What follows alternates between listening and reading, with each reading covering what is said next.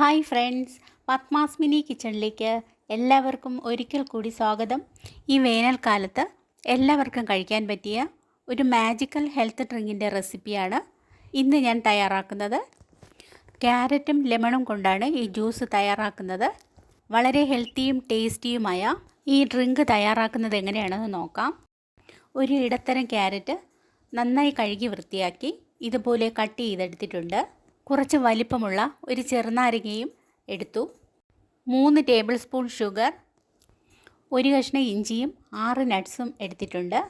1/2 table spoon കഷ്കശ് കുറച്ച് വെള്ളത്തിൽ കുതിർത്തെടുത്തിട്ടുണ്ട്. Juice തയ്യാറാക്കാനുള്ള ingredients എല്ലാം റെഡി ആയിട്ടുണ്ട്. നാരങ്ങയിൽ വൈറ്റമിൻ സിയും ക്യാരറ്റിൽ വൈറ്റമിൻ എയും ഇവ രണ്ടിലും ധാരാളം ആൻറ്റി ഓക്സിഡൻറ്റുകളും ഫൈബറും ധാരാളമായി അടങ്ങിയിട്ടുണ്ട്. ആദ്യം നമുക്ക് നാരങ്ങ രണ്ടായി കട്ട് ചെയ്ത് ഇതുപോലെ ഒരു ബൗളിലേക്ക് നാരങ്ങ നീര് ഒഴിച്ചു കൊടുക്കാം. ഇനി ഒരു വലിയ ജാറിലേക്ക് കട്ട് ചെയ്തെടുത്ത ക്യാരറ്റ് ഇട്ട് കൊടുക്കാം. ഇനി അതിലേക്ക് നാരങ്ങ നീരൊഴിക്കാം. ചെറിയ കഷ്ണം ഇഞ്ചിയും 6 നട്ട്സും ചേർത്ത് കൊടുക്കാം. ഷുഗർ ആഡ് ചെയ്യാം.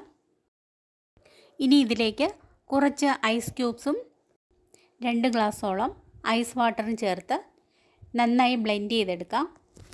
നന്നായി തന്നെ അരച്ചെടുക്കാൻ ശ്രദ്ധിക്കുക. ക്യാരറ്റും നാരങ്ങയും കഷ്കശും പ്രതിരോധശേഷി വർദ്ധിപ്പിക്കാനും ദഹനത്തിനും ഹൃദയാരോഗ്യത്തിനും ശരീരഭാരം കുറയ്ക്കാനും മുടി ഒഴിച്ചിൽ തടയാനും ചർമ്മാരോഗ്യത്തിനും മികച്ചതാണ്. ഇത് നല്ലൊരു ഹെൽത്തി ഡ്രിങ്കാണ്. പോഷകസമ്പുഷ്ടമായ വളരെ ഹെൽത്തിയും ടേസ്റ്റിയുമായ നമ്മുടെ മാജിക്കൽ ഹെൽത്ത് ഡ്രിങ്ക് റെഡിയായിട്ടുണ്ട്. ഇനി നമുക്കൊരു സർവിങ് ഗ്ലാസ് എടുക്കാം. അതിലേക്ക് കുറച്ച് കഷ്കശ് ഇട്ടതിന് ശേഷം ക്യാരറ്റ് ലെമൺ ജ്യൂസ് ഒഴിച്ചു കൊടുക്കാം.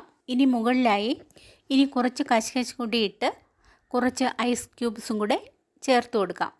ജ്യൂസ് ഒരിക്കലും അരിച്ചുപയോഗിക്കരുത്.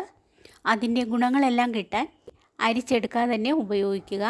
വളരെ ഹെൽത്തിയും ടേസ്റ്റിയുമായ ഈ ജ്യൂസ് നിങ്ങൾ തീർച്ചയായും ഉണ്ടാക്കി നോക്കണേ. ഫീഡ്ബാക്ക് അറിയിക്കാനും മറക്കരുത്.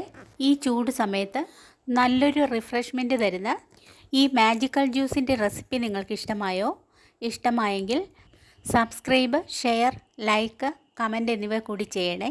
ബെൽ ബട്ടൺ കൂടി ക്ലിക്ക് ചെയ്യണേ. നിങ്ങളുടെ അഭിപ്രായങ്ങൾ കമൻറ്റ് ബോക്സിലിടാൻ മറക്കരുതേ. നാളെ പുതിയൊരു ഈസി റെസിപ്പിയുമായി വരുന്നതുവരെ ഗുഡ് ബൈ.